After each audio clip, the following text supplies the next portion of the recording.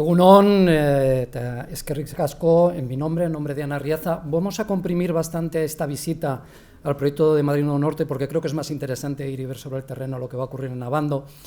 Pero cosas como las que estamos haciendo hoy creemos que son las que realmente construyen este tipo de proyectos. Hoy hemos visto muchas visiones, muchas aproximaciones a cómo entender la ciudad, cómo entender la oportunidad de ciudad que tenemos aquí. Esto, gracias a Dios, también fue posible en Madrid Nuevo Norte y es lo que ayuda a que proyectos que tienen un componente claramente colectivo salgan adelante. En este sentido, felicitar a la organización, felicitar a las administraciones, a todos los que habéis hecho posible esto, porque por lo menos a nosotros nos ha resultado muy interesante. Bueno, cuando hablamos de este tipo de proyectos de regeneración, Marta nos daba muchas claves, ¿no?, de cómo abordar estas actuaciones en el centro de ciudad, siempre tan complejas. Lo primero que nos ocurre es saber dónde estamos actuando. Por lo menos en el caso de Madrid Nuevo Norte, todo el mundo oye de alguna manera o no hablar de Madrid Nuevo Norte, pero ubicar el lugar es muy difícil porque no lo tenemos en la percepción como ciudadanos, y no lo tenemos por todo lo que se ha comentado ya, las barreras que nos impiden hacer de ello experiencia nuestra, y por lo tanto siempre es difícil, más allá del nombre y del eslogan, saber de qué estamos hablando. En el caso de Madrid Nuevo Norte estamos hablando de una intervención que va desde la estación de Chamartín, pero que luego se prolonga acompañando toda la infraestructura ferroviaria, cruzando la M30 hasta llegar a la M40, 5,6 kilómetros. Claro, esto cuando lo trasladamos a la ciudad consolidada, es que estamos hablando, y entiendo que todos tenemos en la cabeza la ciudad de Madrid, desde Neptuno, donde el Athletic Madrid celebra sus conquistas, hasta la Plaza de Castilla. En ese trozo de ciudad consolidada pasan muchas cosas, muy diversas, muy complejas, muy ricas, ¿no? Y todas ellas vienen cosidas por un elemento articulador que es el eje de la Castellana. Por eso en un momento este proyecto también fue prolongación de la Castellana, que era una intención que estaba en cabeza. Estos lugares solo los conocen parcialmente o bien profesionales, que tenemos que intervenir en ellos y nos metemos, atravesamos barreras, o bien aquellos que viven en los bordes, sufren los bordes, es un proyecto muy de bordes, sufren los bordes porque el deterioro que genera la infrautilización de estos suelos también afecta a la calidad de vida de la ciudad. Son suelos enormemente complejos, como ocurre aquí en Abando. Hemos hablado de que la funcionalidad del tren obliga a determinadas cotas y rasantes que a veces no conviven con la ciudad, como era el caso aquí. Y también que hay una amalgama de infraestructuras. En el caso de Madrid Nuevo Norte era la sección, es un cuadro en sí mismo, la sección urbana, tanto longitudinal como transversal, donde se superponen muchas infraestructuras, que son infraestructuras que nos conectan en la larga distancia con una rapidez y una comodidad brutal, pero desarticulan la escala local. Claro, nos toca recomponer, ¿no? En el caso de Madrid Nuevo Norte surge el germen, ¿no?, por el cual la ciudad dice hay que intervenir aquí. Había un punto inicial que es muy comparable, ¿no?, a lo que hoy estamos discutiendo, y es la estación de Chamartín. Creo que todo el mundo tiene la experiencia de llegar a Chamartín. Chamartín es una estación que es ajena a la ciudad, no se relaciona con ella. De hecho, es muy difícil salir o entrar andando a la estación de Chamartín, y sin embargo está en el medio de la ciudad, el final de Castellana, ¿no?, porque está rodeada de todo tipo de infraestructuras, porque está elevada respecto a la cota del plano de ciudad. Por lo tanto, era necesario remediar esta situación. Una ciudad siglo XXI no puede tener unos vacíos que además crean inseguridad y dificultades en ese entorno. Y en segundo lugar, y se ha hablado de ello aquí, bueno, si la brecha que estamos hoy reconociendo es tan importante como para que la ciudad no pueda tener continuidad y por lo tanto no viva, en el caso de Madrid Nuevo Norte, esos 564, 600, 300, esa sección variable de desconexión genera situaciones increíbles, ¿no?, como que alguien que vive en Fuencarral y quiere ver a sus amigos en las tablas tarda más que si coge el tren en la estación y se va al Escorial, ¿no? Bueno, ¿cómo es el proyecto? El proyecto parte de varias consideraciones. La primera, también se ha hablado aquí esta mañana, desde la importancia de tener una nueva visión de nuestras ciudades. Las ciudades, la Carta de Atenas en su momento habla y impone ese reto, y también se decía esta mañana, ¿no?, yo creo que nos lo decía Esperanza, cuáles son nuestros destinos, hacia dónde tenemos, cuáles son nuestros retos, nuestras ambiciones ciudad, ¿no? En algún momento hubo que remediar a la ciudad porque la ciudad era inhóspita, porque convivía mal en condiciones de salubridad, en condiciones puras de subsistencia. Y todo eso se afrontó con ambición y además por parte de la profesión, de la arquitectura, con especial ahínco, y triunfó, y generamos unas ciudades mucho más vivibles. Pero ahora estamos ante otro reto, y es, vamos a ir un paso más allá. Vamos a hacer de la ciudad un espacio deseable y además instrumento y solución para todos los problemas contemporáneos que nos atañen: cambio climático, sostenibilidad, producción de energía limpia, etcétera, etcétera. Si vemos el proyecto de izquierda a derecha, reconoceremos más o menos la estación de Chamartín, no sé si estoy apuntando bien, bueno, reconoceremos a la izquierda, la estación de Chamartín va a sufrir un cambio drástico en una operación estratégica que tiene en la ciudad de Madrid, unidas por un túnel que recorre paralelo a la Castellana toda la ciudad y conecta con Atocha, de tal manera que va a operar con dos terminales, una norte y una sur, toda la alta velocidad. Pero la estación de Chamartín además es un nudo de hiperconectividad, porque en ella confluyen metro, cercanías, un intercambiador de autobuses de larga distancia que se proyecta soterrado en una de las entradas y un intercambiador en superficie de autobuses de mayor proximidad. Por lo tanto, es evidente que lo que teníamos que hacer, lo primero era reconectar a la estación con la ciudad, permitir esa afluencia peatonal. Y una vez que se reconecta, ocurre que la estación ya no solo es ese monumento al tren tan bello, ¿no?, en algunos casos, que ahora conocemos de muchas estaciones, sino que es un elemento de ciudad que sirve y está puesto a disposición de la vida de la ciudad, es un elemento de conexión y de comunicación urbana. Y en torno a ella se ordena lo que vemos a la derecha, que es un espacio de mucha densidad y verticalidad. Se redefine el perfil de la ciudad de Madrid en altura, apoyado la presencia de las 4, ahora ya 5 torres, ¿no? En esta otra margen se proyecta un número aún mayor de elementos verticales, que van a superar en altura alguno de ellos al existente, y se hace con el cuidado de aquel que se pone en un sitio donde ya hay gente alrededor, de buena vecindad, evitando obstrucciones solares, buscando las mejores orientaciones y siendo cuidadosos de cómo llega la edificación vertical al plano urbano, porque el plano urbano para nosotros ha sido vital en esta intervención. El espacio público, reivindicamos el espacio público, pero la fortaleza del espacio público es lo que permite luego que surja la mejor arquitectura. Cuando el espacio público es potente, es fuerte, es activo, y para eso el zócalo urbano es fundamental, todo lo que puede venir después seguro que va a terminar por embellecer la zona. Alrededor de la estación, para permitir esta reconexión con la ciudad, lo que hacemos es modificar el plano de la sección urbana, cubriendo vías. Aquí no soterramos, pero tenemos que hacer una cubrición de vías muy importante, tanto al sur como al este, como al norte de la estación, generando un gran parque central que reconecta ambos márgenes, Castellana y Avenida de Burgos, y permite esa continuidad. Y cuando vamos al otro lado, porque la calle 30, la M30, es otra frontera que ahora mismo está haciendo hasta divisiones sociales, ¿no?, la ciudad de Madrid, lo que hacemos es lanzar ya no a la Castellana como un elemento de conexión que parecía muy claro en su momento, sino a 3 calles paralelas, Agustín de Foxá, Mauricio Legendre y Antonio Cabezón, que son los elementos que nos van a coser en longitudinal la operación. Y la Castellana decimos, bueno, vamos a ver si en un momento la Castellana fue ese ariete que utilizó Madrid, años 50 del siglo pasado, ¿no?, para conquistar terreno vacío, conquistar también inmobiliariamente, terreno vacío. Aquí la visión es distinta. Nos elevamos, miramos desde otra perspectiva y decimos, no, la ciudad la tenemos construida, lo que tenemos aquí es un vacío y lo que necesitamos es un gran instrumento de cohesión, de articulación, de reconexión. Por lo tanto, la Castellana aquí la planteamos como un gran sistema verde lineal, un corredor que nos conecte el Monte de Pardo con la Plaza de Castilla. Luego lo veremos. Cruzada la calle 30 hay uno de los ejes, que es el que corre paralelo a la estación, por su fachada oeste, que es Agustín de Foxá, que lo convertimos en un eje potentísimo de transporte público. La estación, hemos dicho, tiene cercanías, tiene metro, tiene larga distancia, tiene AVE, tiene intercambiador de autobuses, y de él parte ese hilo que va a ser el que tenga por debajo el soporte del metro, la conexión con cercanías en las vías existentes y también en superficie una plataforma de BRT que nos va a ir cosiendo distintos nodos de accesibilidad modal. Y en paralelo por el norte, el sistema ambiental lo que nos genera es un gran conductor de la movilidad blanda. Todo esto se completa con una serie de conexiones transversales, pero no solo viarias.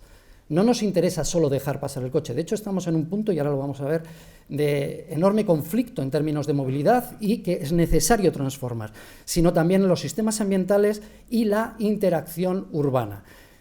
El sistema ambiental, que es el elemento longitudinal que nos cose toda la operación, también tiene en transversal su traducción para ir generando esas otras conexiones entre barrios y también diferencias en escala o tratamiento de espacios públicos diversos que nos activen la ciudad. El proyecto tiene unas dimensiones complejas.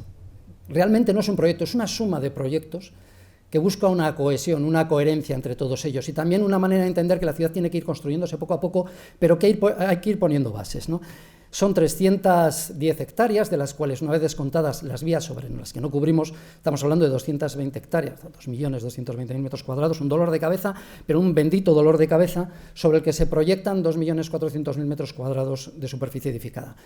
De él, la mayor parte no es residencial. Son otras actividades, 1.400.000, un 62%. Esto quiere decir que la compacidad necesaria de la ciudad sostenible y la mezcla y complejidad de usos son un elemento vital en lo que va a ser Madrid Nuevo Norte. De esa vivienda, además, y como aquí también se ha hablado en un determinado momento, parte de ella será vivienda accesible, una parte muy importante, porque las administraciones forman parte también de la iniciativa, no solo porque la lideran, porque la tienen que liderar, porque es un proyecto ciudad, sino además porque son tenedores de suelo y de terreno.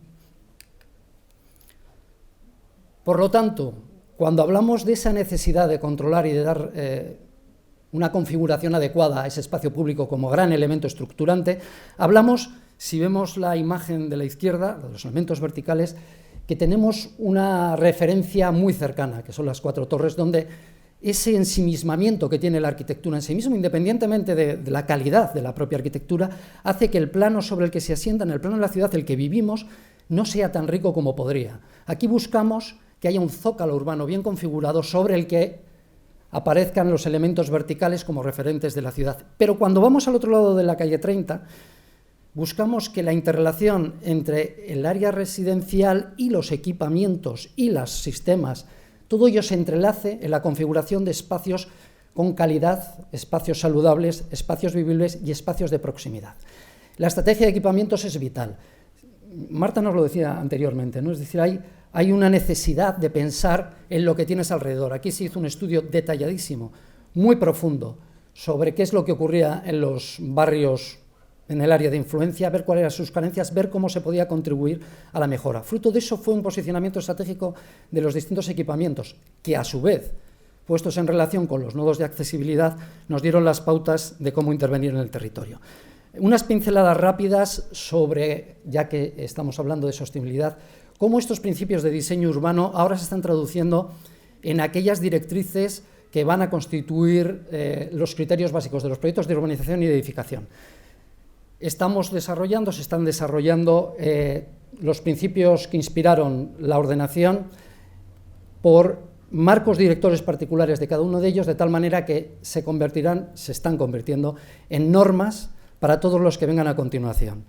Temas que yo no voy a descubrir, como la movilidad sostenible, hemos hablado aquí de ellas, como la gestión responsable de los recursos, como alguno un poquito más novedoso, ¿no? Como es la logística de última milla, etcétera, etcétera, etcétera. Los cruzamos en sus interferencias con los objetivos de desarrollo sostenible y vemos cuál es el potencial de aplicación en este tipo de intervención, además de las otras complejidades que ya nos podemos imaginar que tienen. Hablemos un poquito, muy rápido, de movilidad sostenible. Sabemos todos que la movilidad es un sí o sí. Nosotros ya no podemos pensar las ciudades en base al vehículo privado, es evidente, es nuestra responsabilidad, no lo tenemos que hacer así.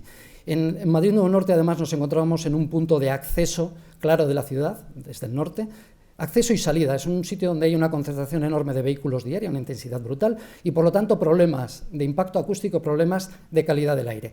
Aquí decidimos romper con ello y romper de manera radical. Si este es el modo, el reparto modal que existe ahora mismo en la zona, un 50-50, y estamos hablando de una zona dotada de un transporte público muy potente, nos pusimos como objetivo ir a un 20-80. Y cuando digo nos pusimos todos como objetivo, incluidas las administraciones. Esto significa que debíamos permitir, facilitar y conseguir que las alternativas al vehículo privado fueran más cómodas, primero por más accesibles, segundo porque llegas a ellos por lugares seguros. Pero esto tiene muchas ventajas, y es que una vez que has conseguido que sea el transporte público el gran motor de lo que ocurre, la gente se mueve y al moverse activa los espacios por donde transcurre. Estamos viendo, por ejemplo, aquí la imagen de un intercambiador de cercanías con la ciudad, con el metro, etcétera. Veis en ese esquema de la derecha una serie de nodos que van irradiando su capacidad de atracción a lo que tiene el entorno, que son aquellos puntos donde confluye metro, bueno, 3 o más modos de transporte: metro, cercanías, BRT, bicicleta, los hilos de intercambio de bicicleta, etcétera. Todos ellos permiten que los residentes y los usuarios se encuentren a distancias menores a los 15 minutos a cualquiera de ellos, pero también los servicios, los equipamientos y las estrategias. Hemos visto que hay una parte muy significativa, muy icónica de este proyecto, que es toda su edificación en altura, toda esa verticalidad, cómo insertar el elemento vertical en la ciudad. Pero hay otra que es ese rascacielos tumbado, que es esa prolongación norte-sur de la calle Agustín de Foxá y de su sistema ambiental paralelo, que son a la vez soporte en su zócalo de todas aquellas actividades y servicios de proximidad y de barrio, que son los que nos permiten que realmente funcione este modelo de movilidad. De hecho, trasladamos a normas, quizá, en fin, con un poquito de ambición, una reducción en los estándares de dotación de aparcamiento para evitarle el efecto llamada. En un principio tuvo sus detractores, porque no estamos hablando de una concentración muy importante de edificabilidad de servicios y terciarias que habla con modelos internacionales, es decir, la escala con la que Madrid se relaciona con otras ciudades europeas y del resto del mundo. Pero los modelos de tráfico, y han sido profusos porque ha habido que modelizar por completo la ciudad de Madrid, nos hablan de que realmente es posible, porque la potencia del sistema público es tal que nos lo permite, y por esto, porque tenemos en sección muy articuladas y muy definidas las otras formas de movilidad. Vamos a hablar una breve pincelada. El carril bici, 13 kilómetros, recordamos que esto eran 5,6, 13 kilómetros de carril bici unidos por vías blandas, que a su vez tienen la posibilidad de organizar también la circulación rodada convencional, pero solo para aquello que es necesario, es decir, evitando tráficos de paso, cruces innecesarios y organizando la logística. Esto lo veremos otro día. Vamos a ver rápidamente lo que es también un elemento muy potente de articulación, la infraestructura verde entendida. Ese planito de la izquierda nos dice cómo conecta esta intervención a través de ese nuevo eje verde que va a hacer que el Monte del Pardo penetre en la ciudad de Madrid, cómo conecta con otras estrategias urbanas, el bosque metropolitano, ese gran anillo que va a circundar la ciudad y que va a generar todo un entorno verde circular muy accesible a la población, y pone en conexión Monte del Pardo y Casa del Campo, muy ambicioso, pero que necesita además de la colaboración, y así está metido en normas, de público-privado, público, los espacios públicos seguro, ya los hemos identificado, ya los hemos perfilado, pero en todas las escalas y diversidades, y además privado, las parcelas están obligadas a contribuir a todo este sistema ambiental conjunto. Esto tiene sus puntos neurálgicos, obviamente, entre ellos el famoso Parque Central, que es lo que estamos viendo aquí, que es el que cubre el principal haz de vías que sale de la estación de Chamartín cuando se dirige hacia el norte. Es de una dimensión tremenda, 20 hectáreas estamos hablando, y que tiene la dificultad que también se ha señalado esta mañana en algún momento de cómo ejecutar la obra, ya resulta, gracias a Dios, con el mantenimiento de la operativa. No puede parar una estación como la de Chamartín, como no puede parar una estación de la de Abando, y por lo tanto es necesario reflexionar sobre ello. Pero es necesario reflexionar también sobre cómo pueden convivir los distintos planos de la ciudad.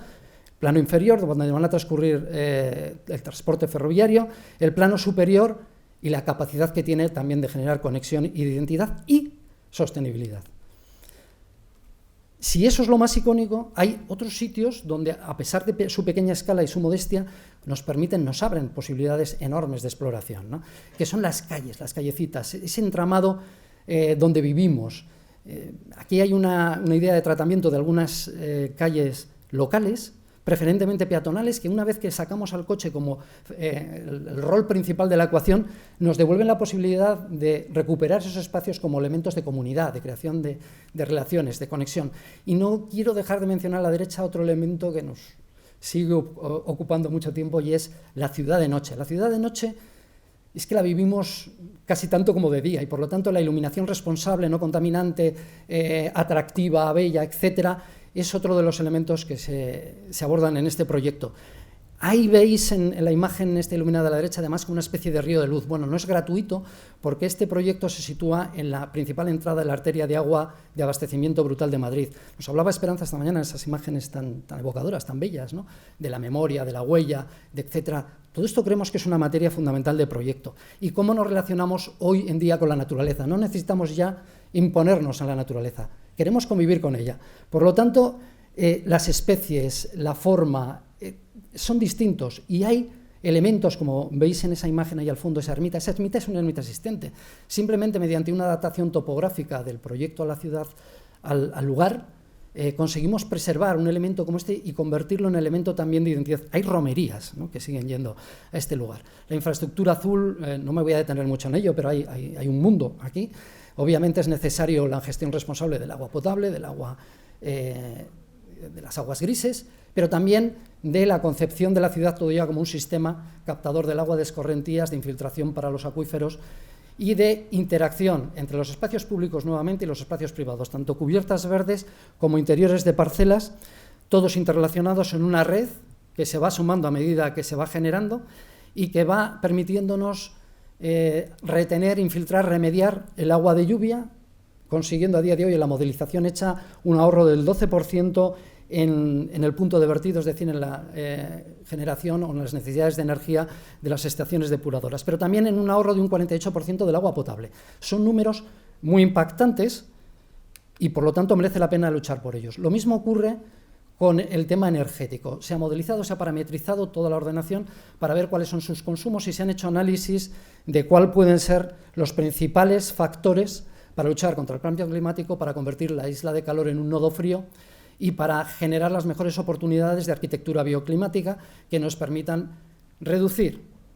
Bueno, también es que se ha traspuesto a normas, ¿no? O sea, hay una exigencia de límite de demanda de energía para los edificios, hay un requisito de máxima certificación energética y esto nos permite reducir entre un 42-43% la energía si comparamos con los requisitos del CTE. Pero además el proyecto propone la generación de un 80% de la demanda, es decir, 29 megavatios potencia nominal, en energías renovables, donde juega un factor fundamental, como parece obvio en una ciudad como Madrid, la energía solar, fotoeléctrica, termo, pero también la geotérmica y la captación de las energías residuales de muchas de las cosas que tenemos alrededor, metro, infraestructura ferroviaria, etcétera, etcétera, que contribuyen a conseguir esa captación. Actualmente está en finalización el estudio de la central de distrito de producción de energía, calor, frío, etcétera, y su dimensionamiento, la determinación de la escala adecuada, una vez que analizados el resto de los modelos han sido descartados por ser más ineficaces. Economía circular, proyectos de este tipo tienen una cantera espectacular de materiales puestos a nuestra disposición, a pie de obra, ¿no? Todos lo sabemos, los propios edificios que se derruyen, tapias de Renfe que se pueden reutilizar, etcétera. Por eso se ha visto que es no solo viable, sino que es responsable proyectar una planta móvil de recuperación de elementos existentes para la obra de urbanización y únicamente nos da para que un 6,3% tengan que ser reciclados en plantas especializadas. Pero esto, más allá de lo que supone en ahorro y en coste de obras, es que nos habla de una reducción de la huella del carbono. Este proyecto quiere ser cero emisiones, ¿no? Huella de carbono tanto en la vida de los materiales como en la gestión de residuos, cosa que tiene un peso importantísimo en este tipo de obras. La ciudad inclusiva, saludable, género. Ha habido un modelo participativo en este proyecto, ha habido visitas con muchos colectivos y de ellos han salido muchas de las ideas, entre ellas, bueno, pues cosas que ya todos conocemos, dimensionamiento de cuál es la trama urbana, cuál es la permeabilidad máxima, manzanas menores, la buena relación entre la visibilidad de los espacios habitables y los espacios públicos, cómo generar los tránsitos seguros entre los nodos de transporte y los distintos destinos. Con todo esto, el proyecto ha obtenido la preclasificación, es el primer proyecto de regeneración urbana de esta escala en Europa que tiene la preclasificación BREEAM y Neighborhood con las nuevas condiciones que han impuesto y además es un proyecto que está siendo estudiado y es piloto en unión con las distintas iniciativas de la Comunidad Europea, tanto en la distribución de energía distrital como en la transformación del efecto invernadero, la inversión de la isla de calor y la reducción de la huella del calor en la ordenación. Yo no quiero acabar esta pequeña aproximación al proyecto sin decir algo que para nosotros es importante. Primero, son proyectos abiertos, no se construyen en un solo día, no podemos anticipar la ciudad hoy. Nosotros por lo menos no podemos, nos equivocaríamos. Por lo tanto, es necesario que sean aptos para la evolución y para la mejora, que den espacio a que muchas contribuciones los vayan haciendo mejor. Son sistemas abiertos. Pero hay algo que sí que es seguro que le puede dar valor a la ciudad. Y es importante que cuando actuemos con la ciudad lo actuemos de forma responsable, que mejoremos en lo posible la ciudad. Y eso es el legado sostenible, ¿no? Todo aquello que redunde en hacer a la ciudad más sostenible va a pervivir. Pero también hay una cosa, y antes nos hablaba Alfonso en su intervención, que en una Bienal de Arquitectura yo no puedo callarme. Y es que nosotros como arquitectos, primero, la profesión en nuestro país es brutal. O sea, estamos castigados.